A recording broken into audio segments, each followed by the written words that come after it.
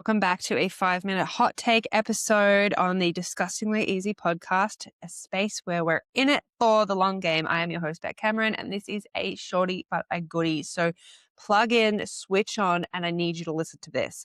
You are not avoiding failure, you are choosing it. A lot of people who tell me that they're terrified of failing aren't actually afraid of failure. They're afraid of being seen to try.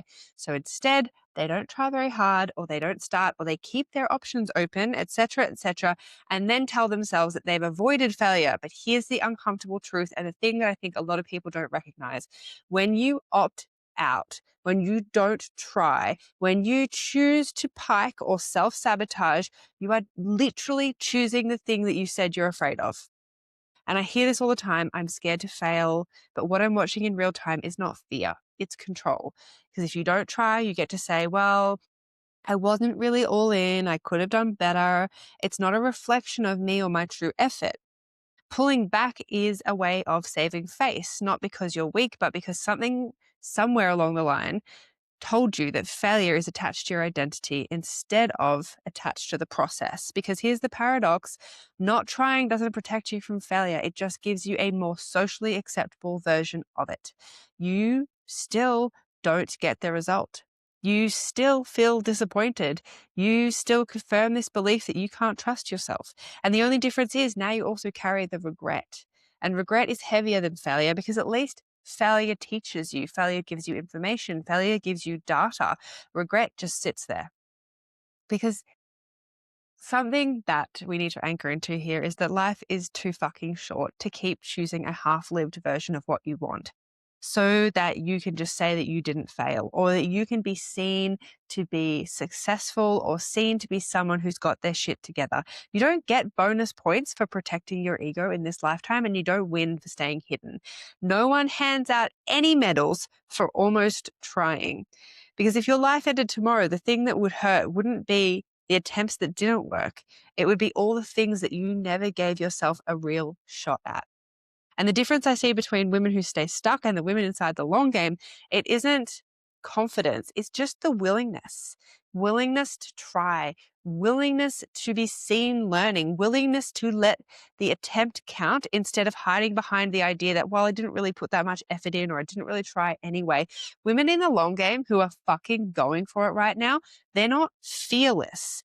They've just decided that failing while moving forward beats staying safe in a life that they don't actually want. Because I need you to remember that failure is not a thing. It's not a tangible thing. You can't touch it. It's not objective.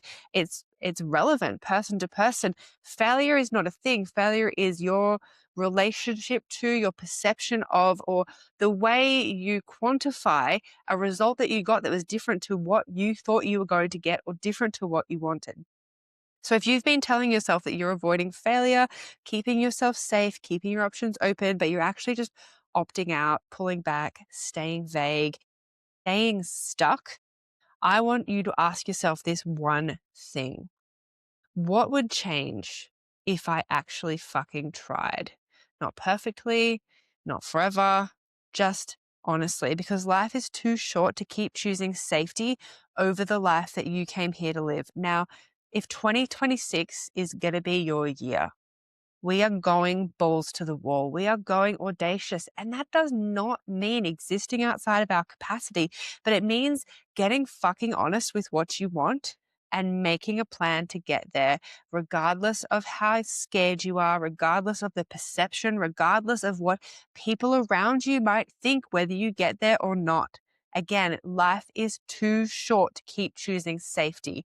Long gamers, you know you've been setting those fucking audacious goals, and I'm so proud of you. And if you're someone who's been teetering around the edges of the long game, and you've subscribed to the pod and you're getting your toe in the water because this is the safe place, take this as your sign to go all in.